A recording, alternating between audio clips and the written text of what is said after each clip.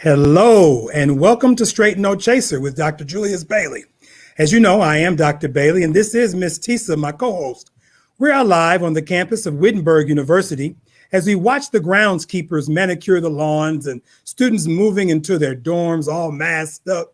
And life is just returning to normal here on this small, comprehensive liberal arts campus in Springfield, Ohio.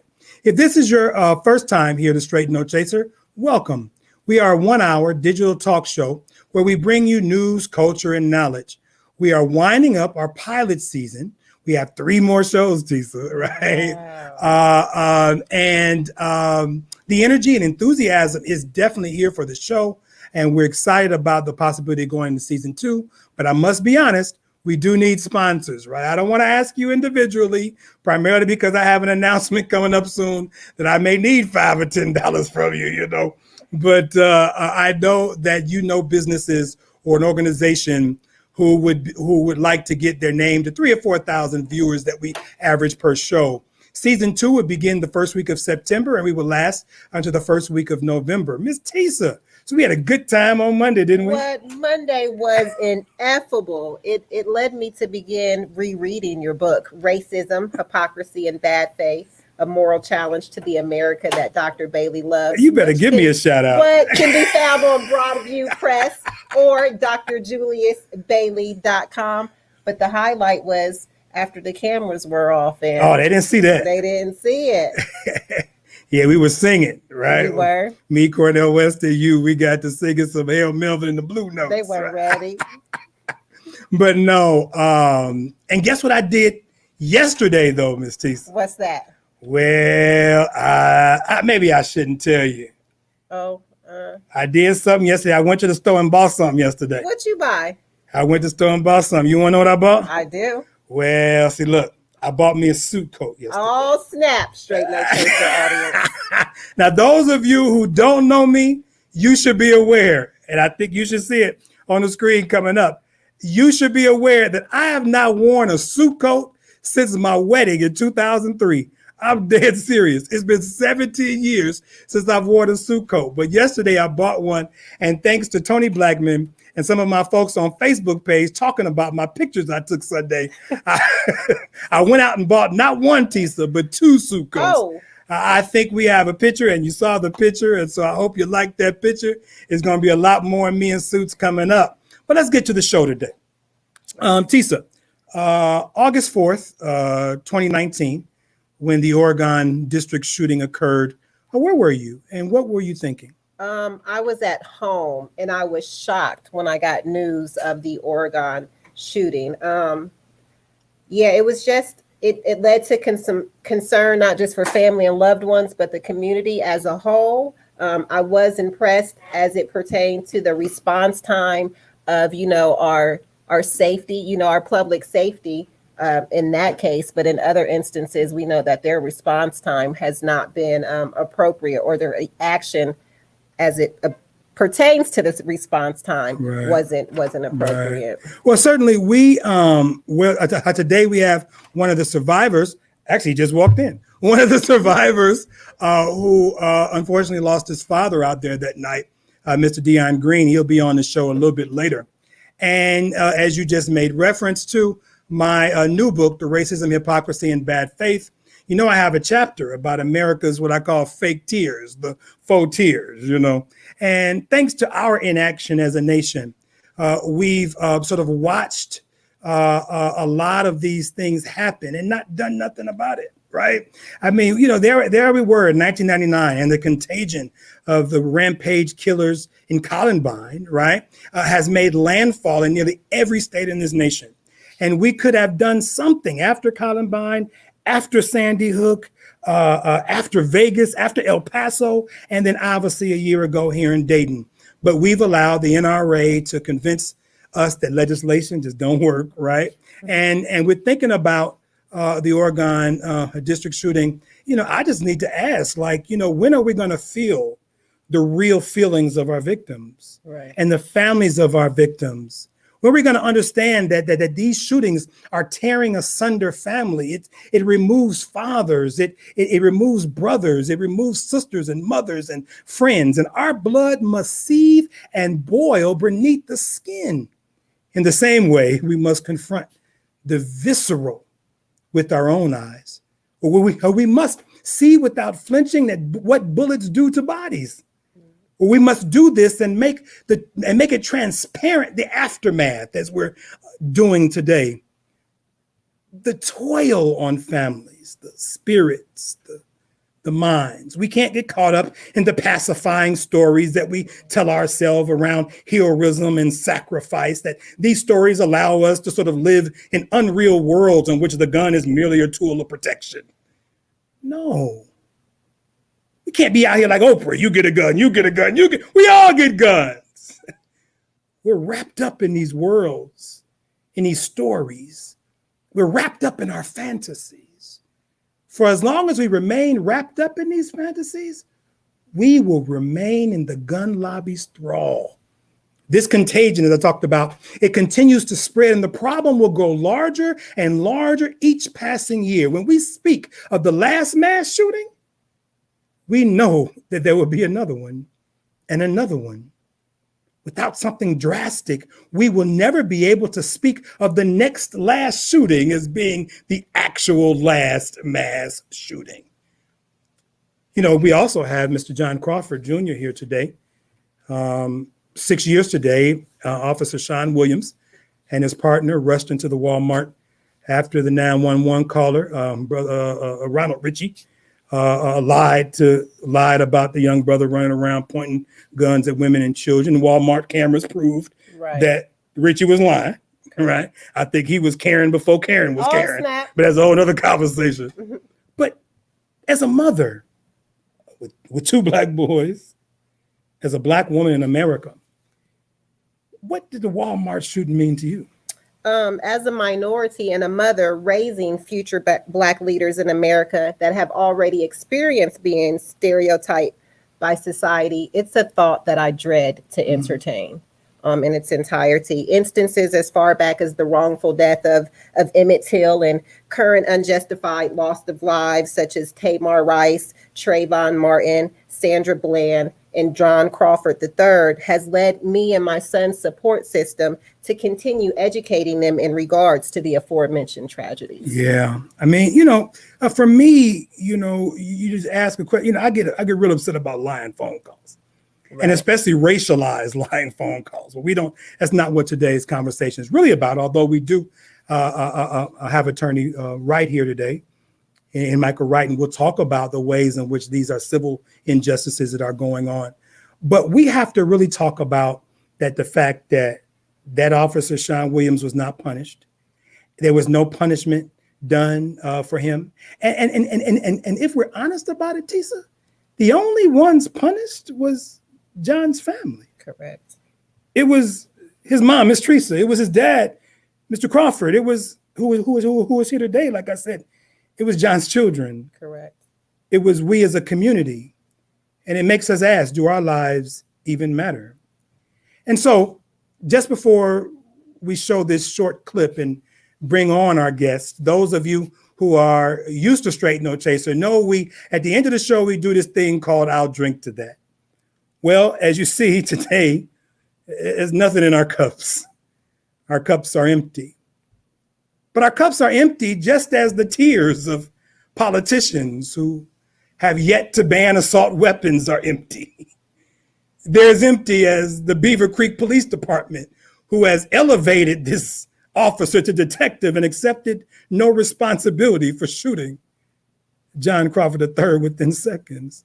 Empty. They're empty. These glasses are as empty as Mike DeWine yesterday coming out with his comments about a strong Ohio bill. Empty. At Straight No Chaser, we're not going to drink to hollow actions and fake tears. We are so much better than this, Ohio. And so our cups remain empty, as do our hearts. And for us today on Straight No Chaser, we want you to know that we expect your energy. We want your prayers and love today. And we ask you as you watch this video to think about, does your life matter? If I should die by the hands of the police. If I should die by the hands of the police. If I should die by the hands of the police. If I should die by the hands of the police.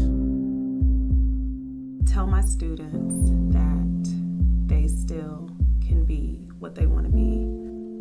Someone tell my son Miles how much I love and care for him. Don't call me a martyr. I don't want to be a hashtag. I hope that my name is more than a hashtag. Let it be a catalyst for change from the top down. I want you to know I didn't deserve it. Know that everything on my vehicle was in proper working order. The police will lose one of their biggest supporters. America will lose one of its biggest fans. I don't hate police. You know, it'd be least unnecessary. Any of us walking down the street at this given moment, we're walking down the street as if we're on eggshells. If I should die by the hands of the police, well, that would be fucked up. Also know that I will comply with the officer's commands. So if they feed you some bullshit story, you know my character. It would be a tragedy. I am a woman of God, a mother, a daughter, a sister. They might as well take away my art. If I should die by the hands of the police. If I should die by the hands of the police, it means the system has failed. You know, I was funny, very charming. You can tell I'm a very good-looking guy. Don't let the media villainize me. It's crazy to even have to say this, to even have to think about this. If I am to die by the hands of the police, know that I was murdered. I don't want to live this life lifeless, but my soul, sore. If I should die by the hands of the police, Know that I am someone's daughter. a soon-to-be mother. I am love, I am vulnerability, I am a storyteller. An aunt. A friend. An artist. Where does my friends and my family, where do they go from there? I mean, the justice and righteousness and the idea of lawfulness would die with me. We can't just put a gun in anybody's hands. Like, we have to get back to humanity and the core of who we are. We have to get back to unity. We have to get back to love.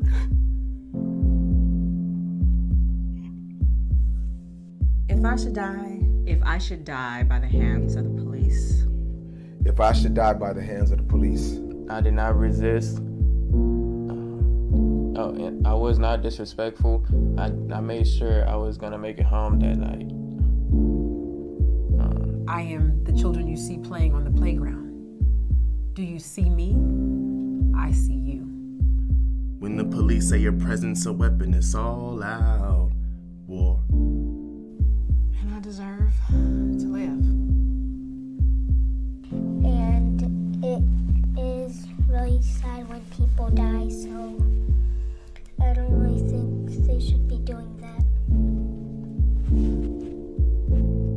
If I should die by the hands of the police, I pray that I be the last.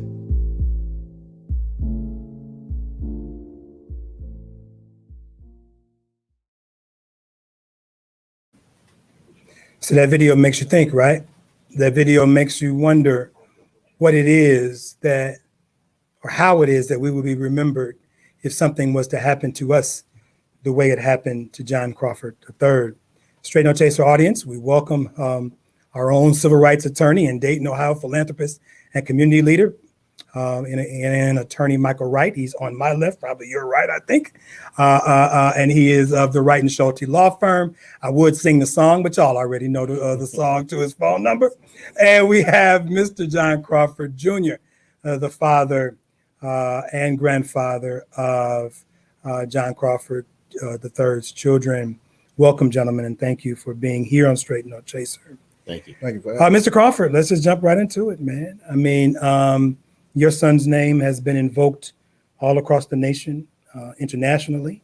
There are some people, though, on Straight No Chaser who who just in passing heard his name, know it's a movement, right? Tell us about John. Well, you know, and I've said this many times before. You know, John was he was an ambitious young man. You know, very energetic. In many ways, he was kind of your typical young person. You know, as a child, you know, he had a lot of energy, loved sports, loved his family. You know, but in a lot of regards, you know, he was atypical because one of the reasons he's atypical is just his mentality towards certain things, family, friends. He was sometimes loyal to a fault, if you will. But in many ways, he was just your typical young person. You know, he loved sports. He was pretty good in sports. He loved academia to a certain point, and then you know, as they grow, sometimes it kind of leaves us not as disciplined with the academics. He went through his phase of mischief, but all in all, he was a good person, man. He was just a good spirit. He was the type of person that would give. He was a giver. Right. You know, Right. he was the only child, and so he didn't want for a whole lot, but at the same time, he respected. I think he understood his position in terms of he was fortunate enough to, you know, have some things and do some things that some of his peers weren't able to do, and I think he recognized that. Most children don't recognize that, you know. So that's who he was. He was a caring father. Right, he was a father. How are your grandkids? Right, they're well. Thank you. They're well. John was crazy about his boys. You know, they were crazy about him. Now, John the Fourth, we call him Quad. That's his nickname. Quad was about a year and a half when the incident occurred, and Jaden was about 5 months. You know, he was crazy about his boys. You know. And so that's generally speaking, that's who he was. He was a family man. He was an ambitious person. He was getting ready to go off to college. College, yeah. Yeah, you know, we had a week before we were going to get the paperwork and stuff together. He was going to my alma mater, HBCU. You know, I'm a thoroughbred. I understand. State, I understand. I'm not mad at you. I mean, you're talking to a Howard man here, but that's okay. I mean, you know, we all make choices. That's you know what I'm saying? Yeah, so you know, we were getting prepared for that. So he was in a good place when he left. You know, he was really in a good place. He is typically, as young people do, you know, he saw the light at the end of the tunnel. He was getting himself prepared for his future. He was making preparations, and he was just in a good place. And then, unfortunately, 7 days later, his birthday was just 7 days ago. He only lived 7 days into his 22nd birthday. Yeah, So around the nation now, you know, we just witnessed a lot of activity going on around George Floyd Jr., right. Breonna Taylor, right, and others. And as you watched this a little over a month ago, can you tell us, like, what were you thinking? Like, I mean, I don't know. Like, again, I'm a father, but I haven't experienced what you experienced, right? Thank God. But as you watch the nation galvanize around, and knowing that people have supported your son, right? Right. No question. But as you watch the last 45 days or so, did it remind you of John? Did you think about the parents? What's been the last month and a half like as the nation has been embroiled in civil rights protests? All of the above. Everything you just mentioned. You know, it's agitating, it's frustrating. It's incomprehensible, man. It's one of those things where you don't see. My background is in criminal justice, and you know, I tried to diversify myself. My background's sociology, criminal justice, gerontology. I tried to stay well-rounded, liberal arts. You know, I tried to stay well-rounded, and I actually worked for the system. I started working for the federal government when I was 19. My father was a serviceman. My grandfather was a serviceman. You know, in fact, we have 3 or 4 generations of service people. So I kind of bounced around the globe. That afforded me the opportunity to bounce around the globe a little bit and eat different foods and understand the different philosophies. And, you know, and so to see all of that unfold still, to me, frankly, it was just, it was a reminder that this perpetual cycle will continue until we properly put sanctions into place and enforce sanctions, Mm. because essentially this is what this is about. It's about enforcing sanctions. People are involved in these criminal activity and they're not getting punished for it. It's not right. They're killing with impunity, and they're going to continue to do it unless one or two things, in my opinion, and that's we fight back. It's going to be a lot of death, bloodshed, and death, frankly, with losing law enforcement and the uprisings, as you said, with the George Floyd situation and incident. Same thing. It's just going to heighten because people are frankly just tired. Yeah. They're exhausted with the killing with impunity. That's not going to sustain society, right, one way or the other. So Right. we've got to. It's just a harsh reminder to me. And you mentioned the idea of impunity.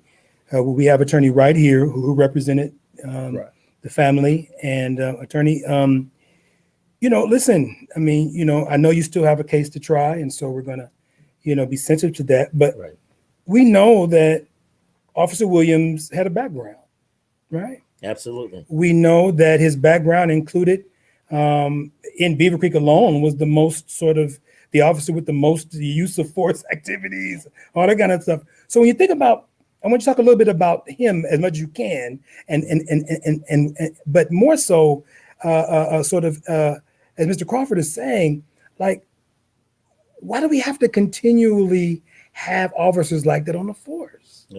That's absolutely right. We have to do a better job of recruiting officers that have the heart of service, as opposed to the heart of brutality, the heart of those who want to be an enforcer. They're supposed to protect and serve, and, they're supposed to serve and protect, and they are not, a lot of them are not doing that. Right. They're using that platform to be extra aggressive, to be cruel, to not help. So I think a lot of it has to do with where they are policing, how they're being trained, and just more fundamentally not being the right people for that particular position. And it's interesting, right? Because, I mean, for those of you who don't know, Officer Williams had, according to court records, 10 times the number of the use of force than any other the 58 members of the police department of Beaver Creek. Court records also say that he had 17 physical interactions. He had, the use of pointing the weapon at folk, I think 9 times. He released his taser 8 times, and he shot his firearm 2 times, and both times were fatal. Right. We know in 2010 he killed a man, and then obviously he killed your son in 2014. On a broader level, Attorney Wright, and I want to ask you too. On a broader level, what do municipalities like Beaver Creek, and what do states like Ohio? What do we need to understand from a legal perspective as to the repercussions of allowing the impunity to happen? Well, I think that it's very difficult for some of these agencies to get rid of bad officers just because of union contracts and things of that nature. So we really have to do a deep dive into how we can help some of these municipalities who want to do the right thing and who want to get rid of bad officers, give them the power that they actually need to be able to contract in such a manner that it's more easily able to get rid of bad officers. Get rid of bad. And you talked about before the idea of psychological dispositions and good hiring, right? I mean, in the governor's strong bill yesterday, he mentioned, right? He talked about this idea of doing psychological testing on the front end, right? But again, I'm a son. My stepfather has been a corrections officer in the state of Illinois for pretty much all my adult life.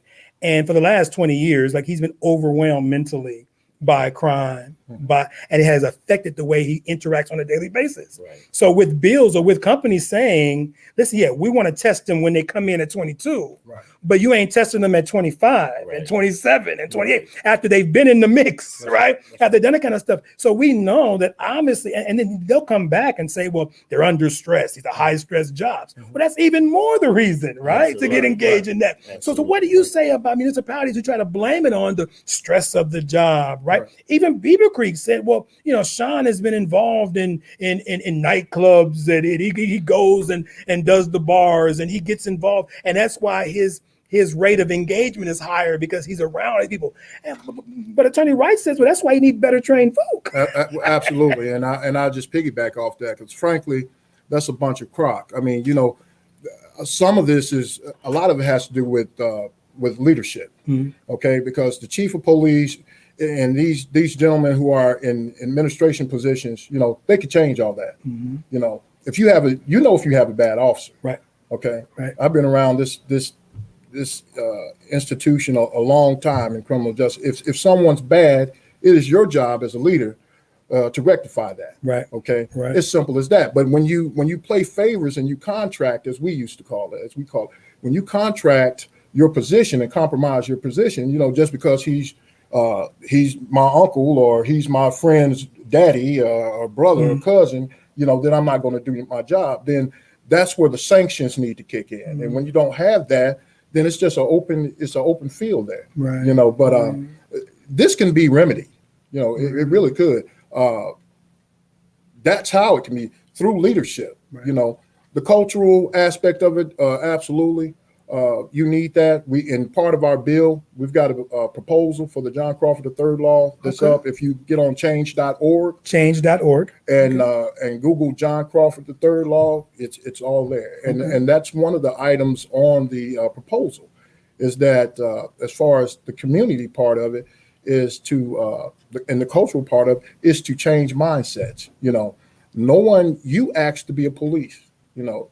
That's a profession you chose. You know, that comes with the job, you know, and we're not, and I just want to say for the record, you know, I'm not anti anything but wrong and right, you know, because people should have the choice and the right to choose whatever profession they desire, you know, whatever your aspirations and ambitions are, that's fine, whatever you want. We're not asking you to do anything above anything, but to just do your job. Yeah. That's all we're asking for. No favors, do your job. No. And, you know, this was a miscarriage of justice. Everybody knows it. And once the video came out, and that was really, when the world saw the video, and then you have a prosecutor in Mark P. Myers, a special prosecutor, undeniably quotes and states that Mr. Crawford did not commit a crime. He did nothing wrong. Right. They killed someone he didn't deserve to die. Those were his words on the 24th, if I'm not mistaken, of September 2014, you know, then why is he dead? You know, all of these are systematic changes that the ex parte proceedings in the courtroom, where you can't witness what's going on. Yeah, the grand jury. Right, grand jury. And all of these things are facets of a collective group that's oppressing. This is where you see the us against them, the elitists against the commoners, you know, the whatever term you like to give it, white supremacy. Well, this is where you see that enacted. I certainly appreciate that, and I think the audience should understand that, you know, where you're coming from is that, you know, there are legitimate problems within the process of investigations, especially the investigation of police-involved shootings. Absolutely. Right? We understand that. Absolutely. And it goes from a local level to the national level to the Supreme Court. And so the last question I want to ask you right now, before we make a transition, we want to ask you to hang on for a minute. But the one thing he mentioned was, and again, if this cuts into the case, just let me know. But one thing he mentioned that, you know, when you see the videotape, right? Right. Now, those of us, you know, who saw the videotape, we remember, like, man, I mean, this happened within seconds, right? Within under 2 seconds, I think it was, right? And we know that even the officers in their deposition said that we're not sure that he heard our command to put the guns down, right? We're not sure about that, right? They said that, right? And they said that I'm not even sure, I'm not sure if that was a real gun or gun was, I don't know. But yet you're sure, and they said, if I'm not wrong, they also said that we didn't see panic in Walmart. That's correct. Right. When we came in, we didn't see people running around. We didn't see panic, right? So they admitted to that, but then they come in, shoot them in less than 2 seconds. The law says you have this sort of reasonable idea of fear, right? Right. And that operates both at a municipal level, and then obviously we know it operates at a Supreme Court level, right? In terms of, what is, reasonableness in terms of, can I fear for my life? Right. Right. Right. We know in that particular case that the other officer, I think was in Darvin or whatever. Darko. He didn't shoot. Correct. Right. And he was in front of Williams. In front of Williams. Right. So how does if we can help the audience know, how does the reasonable standard of fear operate in a court of law? And then I know we could talk about how it operates in terms of white supremacy and black bodies. But in terms of the court of law, what is the reasonable standard? It's very difficult. It is.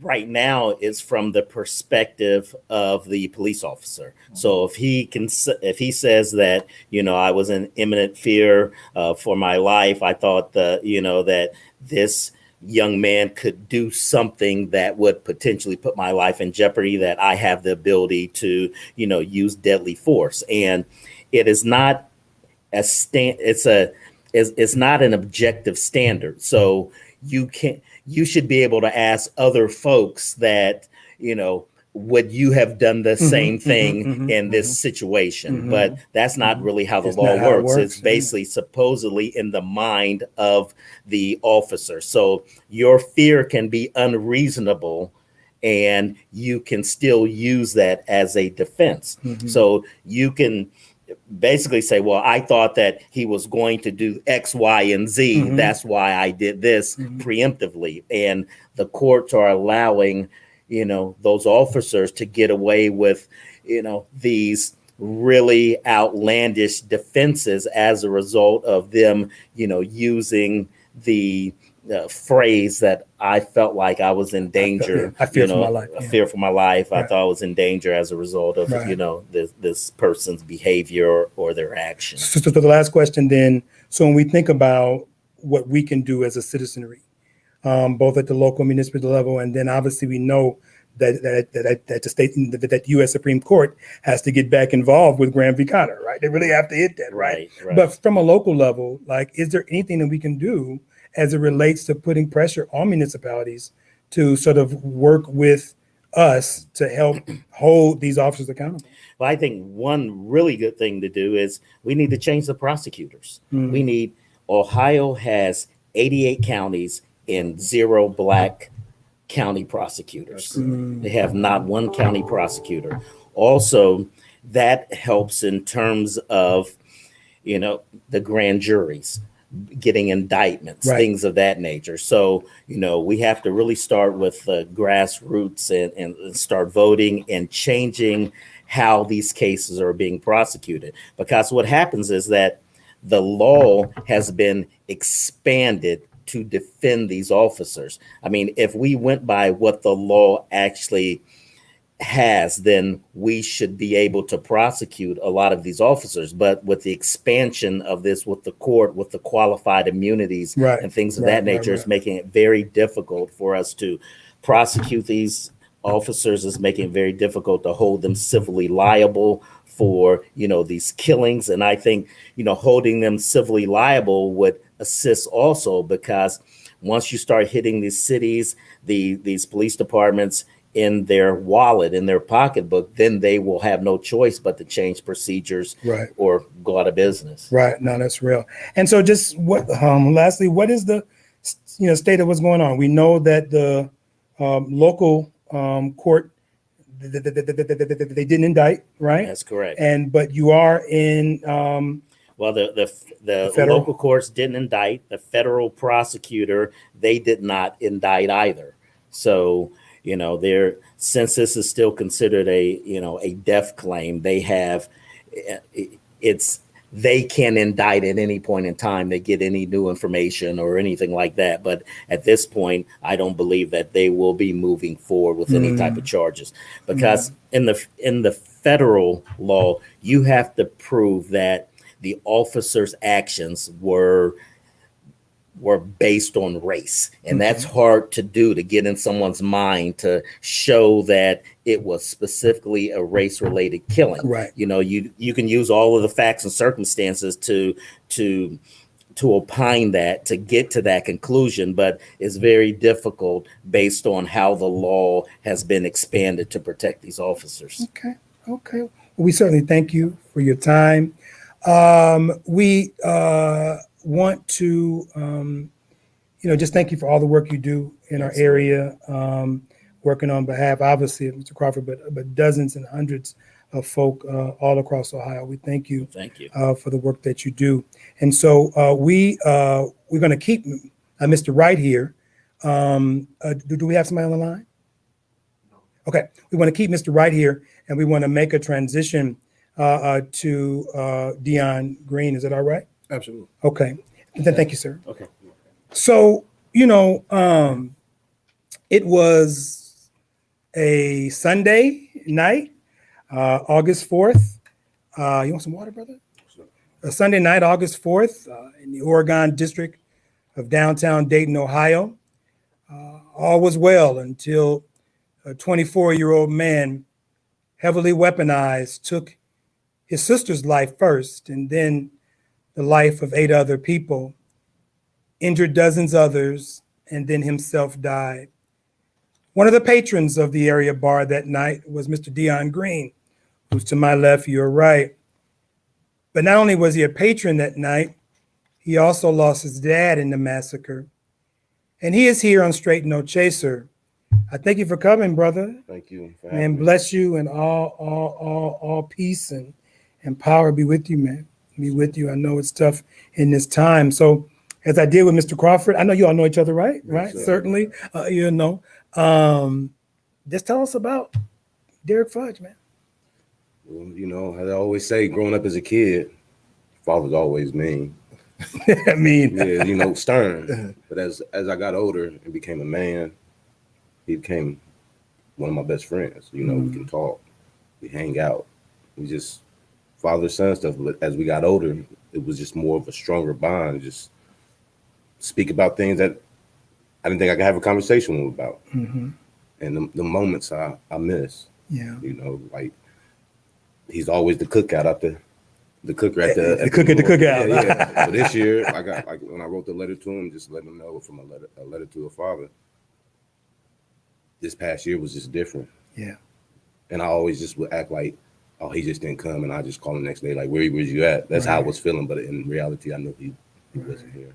And it's been 6 years for you though, but was that similar? Like the cookouts were different? Everything's different. Right. It's always going to be different. So right. Yes, absolutely. He's singing to the choir right now. And my condolences, brother. Same here, brother. Man, my condolences. I couldn't imagine. My father's still here. My mother's still here. My son's not here. But that father-son thing is a special bond. You know, because they're the architects. They are architects, really, to where we can really, really potentialize ourselves in life. No question. Yeah, so my heart goes out to you. Yeah. No, brother. So we've been watching you, man. We've been watching you and your advocacy work. Obviously that day inspired, you already had in your heart, obviously, but then that just inspired you to do more work with advocacy. I think we saw you doing the Salvation Army bail on Christmas, inspired, by your dad with that too. So, and rallies, we've seen you engage in that, and anti-violence rallies, not just in terms of the stuff that I talked about earlier, big guns and mass shootings, but just, again, the problem of the gun, right? And the repercussions of the gun, whether it's in the hand of Pookie and Ray Ray, or if it's in the hand of Officer Sean Williams, right? Is it the gun, right? And the aftermath, right?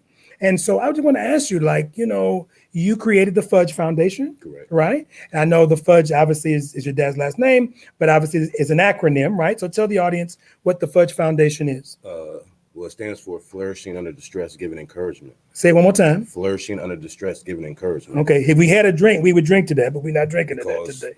Right now in this country, we're under distress, and we're looking for encouragement from leaders everywhere from the corners of the globe for people to step up and start showing their strength and support and start bringing people to the front and start creating change. Right. And that's what I do every day. Like, I thought I had my life together to the day of that shooting, and I found out what my why was in this world. Ooh.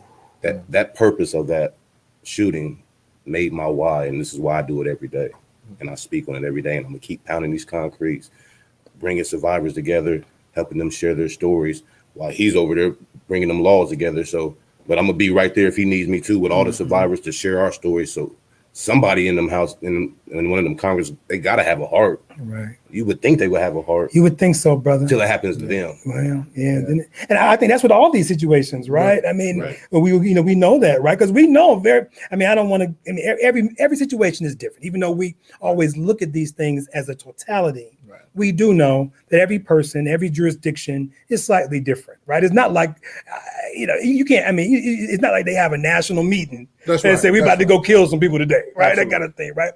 But we do know, though, strangely enough, I'm thinking back to the Minnesota thing about, the black Muslim brother who killed the cop, who killed the white woman, right?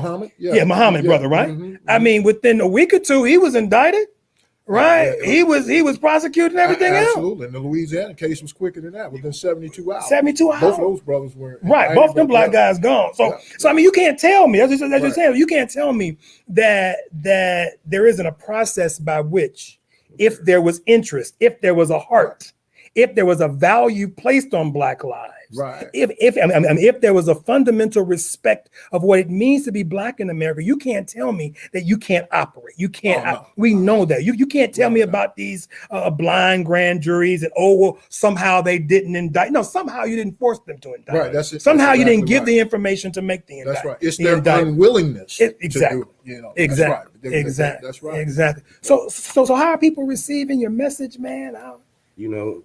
Sometimes I feel alone, but then for some reason somebody would just contact me and say, "Dan, you are changing the world," and it gives me more sense of confidence to keep going. So, like I said, I speak about it a lot. So I endure the pain, but if my pain can help you start the healing, that's right. I would deal with that later on. Sure. But now I got another fighter that's healing. Because when I said in the rally last week, there was a young lady that was there, and she had so much anger.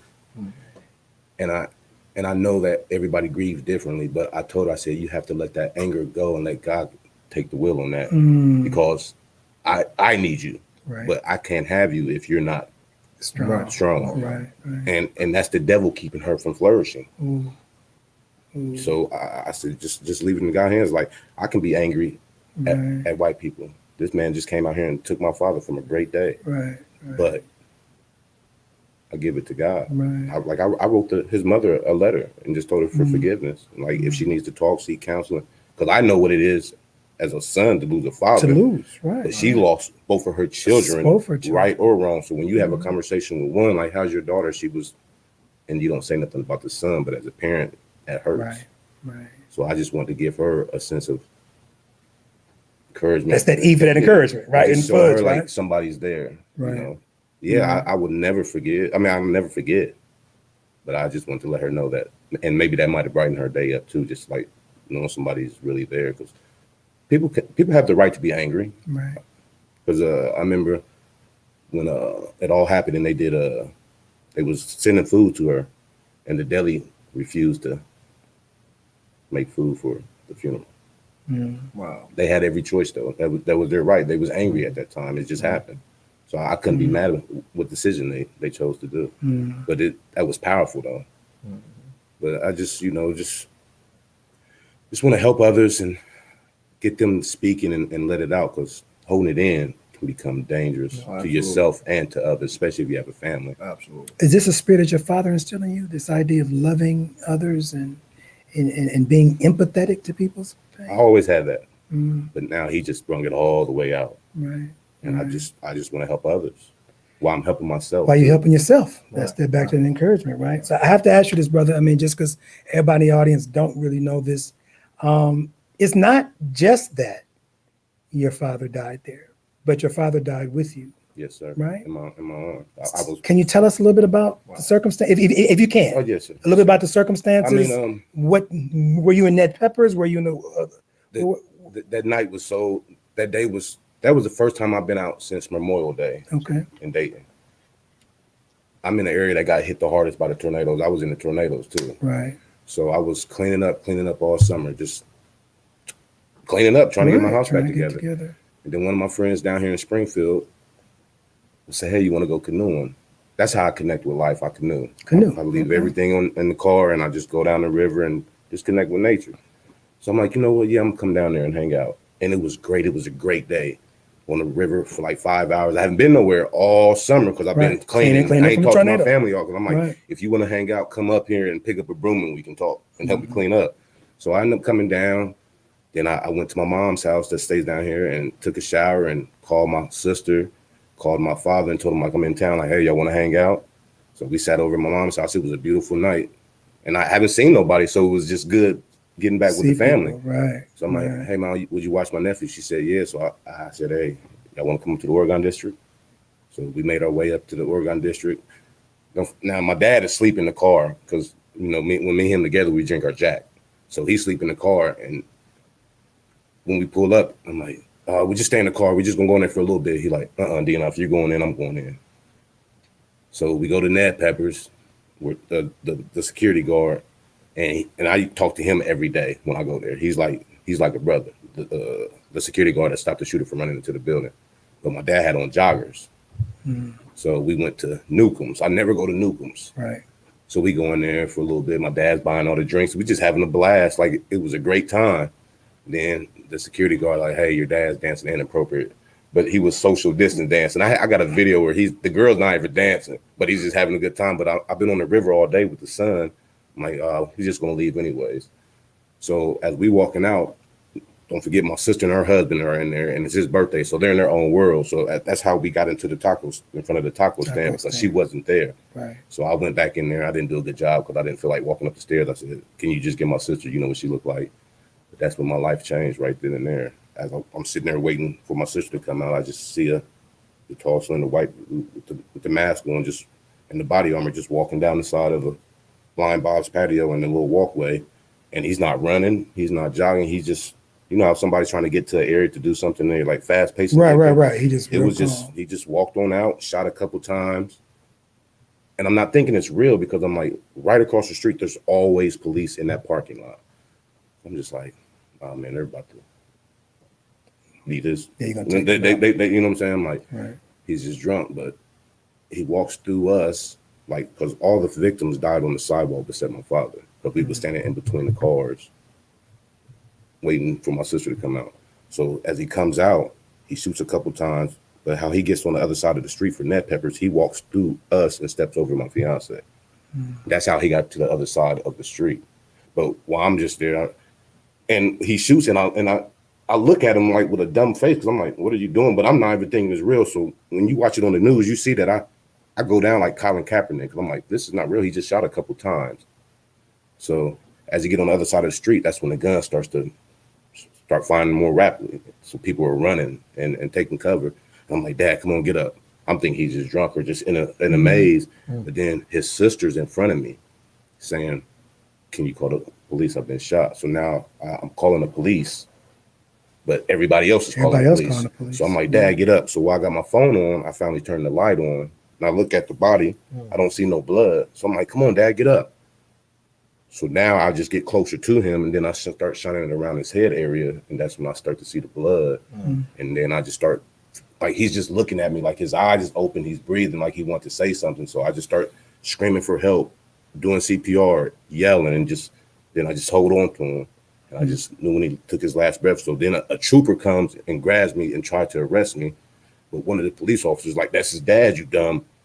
And they take me to the corner. So I'm slapping phones out of people's hands because people are recording. Taking pictures. And I'm not in the mood. So then I ended up breaking loose once I seen them put the sheet over my father, and then that's when it was. I just lost everything. I just lost it all, and it was like a nightmare because when they had us walk to the Dub Pub, it was shoes everywhere, bodies covered up, blood on the sidewalk. It was a scene out of a war movie, Right. and I hope nobody will ever have to experience that, ever. Wow. I mean, you know, I thank you for sharing that, right? The audience, you know, again, for me, it was always trying to figure out how this operates in policy, right?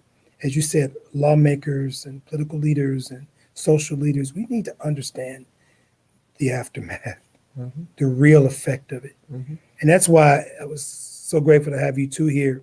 I would like to do, it's kind of crazy. I don't know, you kind of already did this, but I mean, you're a father, man. This is a son who lost his father, right? And he just told us the story. I mean, give him a word, man. Give him something to think about. He's encouraging others. Why don't you give him something to be encouraged? Well, I mean, continue doing what you're doing, you know, and absolutely, and stay in your truth, you know, because it is real. You and I know better than anyone. Right. I commend you, you know, continue to do what you do. You're free to get my number anytime, reach out, you know, because I know you're going to go through these periods, you know, of peaks and valleys, you know, when sometimes, and it's not, sometimes it's a good place, but most of the times it's not, you know, because the isolation, it can be dangerous, you know, so I kind of, you know, we're kind of congruent, you know, in that your activism is, you know, that's your truth, and that's kind of your encouragement to do what you do. And I just implore you, keep doing it. You know, don't stop for no reason. I'm doing the same thing, just as you indicated earlier, in different format, you know, because we're at a time now, I'm tired of talking. You know, I've talked all over the country. I was invited to the UN back in 2015 in November, and we talked, Harry Belafonte was the moderator, and we talked about the African diaspora and some of the things, but Alicia Garza was to my right, Samaria left, Samaria Rice, Tamir Rice was to my left. And, you know, we got into the nuts and bolts of some issues, but ironically, no one talks about solutions, Dr. Bailey. You know, there are no actions. You know, we talk the topic to death, but there's very, very little action involved with the commentary. And, you know, so my message to you, brother, is to continue to do what you're doing. Whatever is proactive. And it's, you know, it's therapy, frankly, for you, you know, because it's therapy for me, and we're one and the same. You know, a loss is a loss. You know, it affects people the same way. I saw my son's body. I saw it in a body bag. I unzipped him from a body bag. I saw every enter and exit wounds. That's how I can undeniably say my son had 6 holes in his body from 2 shots. The only way that can happen is he was turned sideways when he was hit. That's how factually we know that amongst the video, we know that he was never a threat. That's right. We've had criminal analysts come on. I've done MSNBC. My attorney's right over there. We've done countless interviews with major networks. And so I saw that myself. I know what you're going through firsthand. I unzipped him from that body bag to see that, you know, post-autopsy. So, I mean, he still had the V and everything, right? You know, so just continue to do what you're doing. And your son, I mean, you know, and, you know, you're encouraging others. And although obviously looking dapper, right? He out there, you know, working the legislature, but he's hurting too. You have anything you want to say to Mr. Crawford? You know, I know today's a rough day. Yeah, it is. But yesterday was a rough day, you know. But we're here and we got each other's shoulders, and that's what yesterday was about, to lean on each other, to show support. It was about healing. Absolutely. And it's going to continue to be about healing. Absolutely. And I just hope that you create the change, and I'm there for whatever. If you need me there, I'm only getting stronger. I talked to all the survivors around the country, from Sandy Hook to Las Vegas, and they say, Dion, we can tell you the emotions you're going to go through, but you're in a league by yourself because he wasn't there. And the reason why I keep fighting is because I thought my father got shot once, and it was 4 times. And when I say we were side by side with me, my dad, fiance, all he had to do was turn the gun. So how did I not get hit? Right. So that's why I am doing what I am doing, because he gave his life to save my life. That's right. For others. You have a purpose, brother. Just know that you have a purpose. You're here for a reason, and I'm with you. Just continue to do what you do and use it. That's what I'm gonna do to my last breath. I demand change. I know that's right. I demand it. I'm not asking. I'm demanding. You understand what? Right. And I'm unapologetic about it. Right. I want you to feel the same way. Right. Continue to stay proactive and change is because Sam Cooke, what he say? Change is gonna come. It's gonna come. That's what he said. Absolutely. That's what he said. And that's the ultimate question. Mr. Crawford says that he demands change. Mr. Greene says that he wants to encourage people through these dark times. And I just wonder, what is it going to take for a legislature? What is it going to take, for Supreme Court? What is it going to take, for council persons to realize that there is something you can do, right? Let's not act inept. Let's not act as though nothing you can do. Or I wonder if, those of us who are praying persuasion, we know we've done all the prayers and all that, we still need God in our life.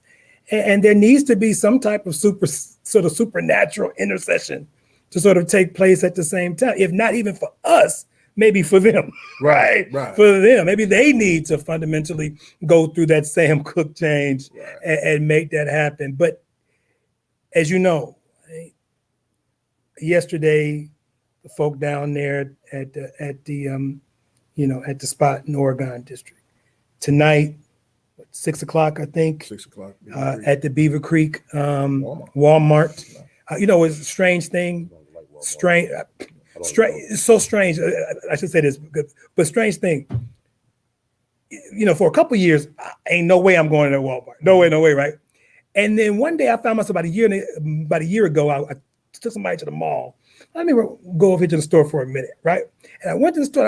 It was just like, whoa, no, like, whoa. It just felt different. Mm-hmm. And I turned around and went back. Like this isn't the place for me. And so I realized that, we have to make conscious choices. Absolutely. And put sort of pressure upon power. And we can't just be sort of politics as usual. Right. It can't be just we cried yesterday, we'll cry tonight, and then tomorrow to be football, basketball in America. Right. You see what I'm saying? Right. You're absolutely right. I mean, politically, the nationwide outrage, it will have subsided after a while, with even the stuff that's going on with George Floyd and Breonna Taylor stuff. That stuff will subside. And the now sort of age-old talking points will just come out again and again. Unless we demand change. That's right. Unless we demand the encouragement to empower people to demand the change. And so the needle just has to continue to move.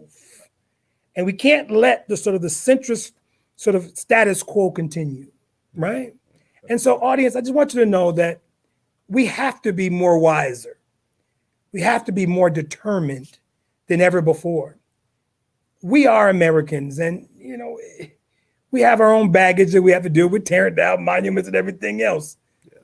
But one thing we know that we try to do is we try to lift up. But what these brothers are here today, and what Straight No Chase is about, it's about lifting up with sincerity, lifting up with purpose, lifting up with zeal, demanding the change. Ohio, we have to be we have to make sure that our gun culture is a feature that clearly distinguishes us from the rest of the country. We have to do it. Hopefully the work that you're doing, others will make that happen. But we in Ohio need to do it. These things to do it. What is it about America that makes us so prone to the attacks that happen at the Oregon district? What is it about this country and that's so fascinated by military and paramilitary shootings? And so I think, Straight No Chase audience, what I want us to think about as we kind of close today's show, I want us to keep these brothers lifted, keep all the victims of the Oregon district shooting. Keep all the victims and parents and children and brothers and sisters of those who have been involved in police-involved shootings. We have to make sure that we realize that, this sort of gunplay that's going on, the work that you're doing, we have to make sure that this gunplay is in the hands, that's in the hands of our young people. It needs to be sort of pushed aside, right? We are saddled with generational sadness. We're burdened by brokenness. We're paralyzed, even our communities, right? We're paralyzed by poverty, right? And that poverty then forces us to be armed with AKs and ARs, and armed also with governmental alienation. It ain't what a doughboy says. You don't know, they don't show, they just don't care what's going on in the hood. We kill ourselves, but not because we don't love ourselves, because we're trying to find love within ourselves.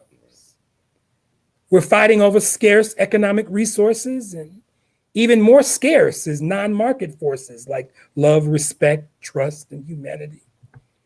When I look into your eyes, Mr. Crawford, what I see is that you still want and seek justice.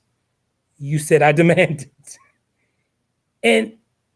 And we need to make sure that we seek justice from a nation state, from a state-sponsored agencies who see Black men as threats before citizens, right? Which we know happened that day. Right. Viewed as criminals first. Criminals first. We all have to cry for America. When brothers like Dion have to live his life each day wishing for another hour, another minute, another moment, tormented and haunted like a William Faulkner novel by the ghost of his father's last breath. As you said, the eyes glaring up, the window. Why did this happen? The why, you said, the why arised in your life. And for what? Look, our mayor, your mayor in Dayton, she said yesterday that, she gave platitudes about assault rifles and that is right. I mean, she's right. But, let's be honest, Nan gave Nan word about, a police reform and police murders. And when was the last time, when was the last officer that she demanded was fired from corruption? Exactly. There's too many cases of abuse. For Derrick Chauvin, who killed George Floyd, he had 17 reports. Sean Williams, we talked about, took your your son's life. All the reports that he had. That's John and Tressa's son that you took. And so what we have to ask ourselves is that, as Attorney Wright mentioned earlier, we have to engage ourselves in this qualified immunity issue. The reason why most people don't pay attention to it is because we don't really know, and we don't pay attention to the fact that all our tax dollars are going out to pay for these folk wrongdoings. That's right. They have no responsibility. So they can go out and kill somebody, and your taxpayers has to pay the settlement. They don't. Right? And so as I close this show, the respect for police officers must be earned. Absolutely. And we do respect those officers who, as you say, do their job. Right. The correct way. The right way. The correct way. Right. There is a protocol and there's a correct way to do it. And we respect those officers. And we respect the law enforcement who, as Michael Wright said, train those officers in that way, promote those officers in that way. But we need to understand that respect is earned. It's not created through brute force, but through a commonality of people, through honor and adherence to the duty to serve and protect. Bad officers need to be held accountable. And they need to be held accountable by their departments and by the governments that fund them. ladies and gentlemen, today has been a different show. We didn't laugh that much, but the reality is that there is still joy in the hearts of these men here. If it wasn't, they wouldn't be here right now. They're fueled by the loss of their loved one, but they recognize, though, that there's a bigger call.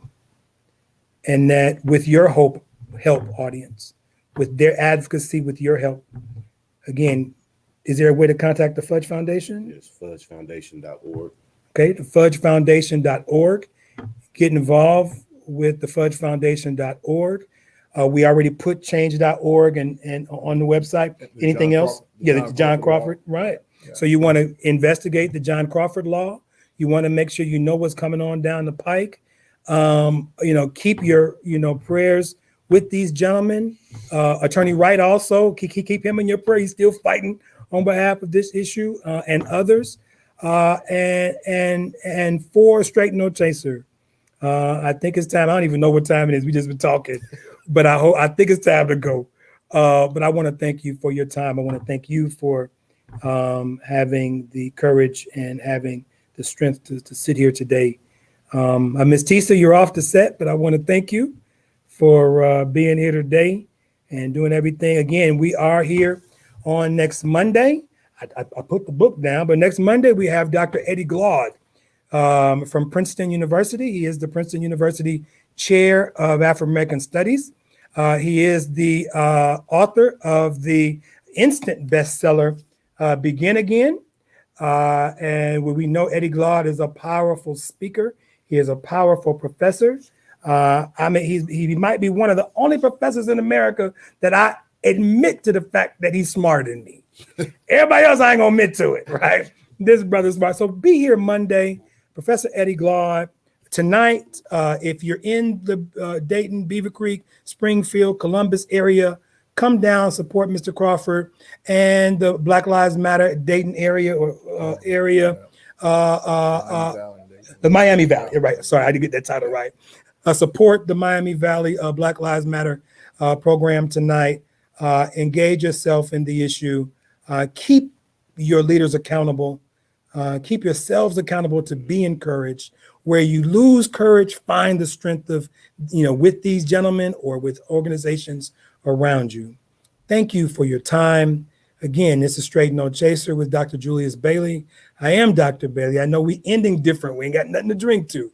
But remember, we can't drink. Our cup must be empty if the laws are empty. Our cups must be empty if there is no passion, if there is no seriousness behind the engagement of each and every citizen. I thank you for your time. God bless you. Take care. Stay strong.